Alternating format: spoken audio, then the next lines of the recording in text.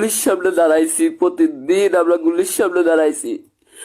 শেখ হাসিনার গুলি আমাদেরকে শহীদ করে নাই, আমাদেরকে রেখে গেছে, আমাদেরকে আল্লাহ বাঁচাইছে।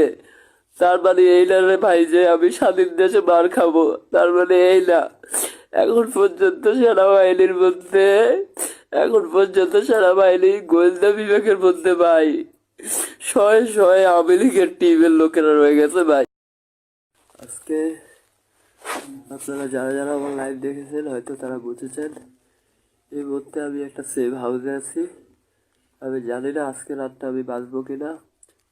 যদি বেঁচে থাকি তাহলে অবশ্যই আপনারা দেখবেন আমার শরীরের কন্ডিশন খুবই খারাপ।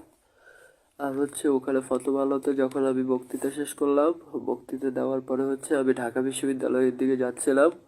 অলরেডি মেট্রোতে আমি চলে আসছিলাম। মেট্রোতে আসার পরে ওখানে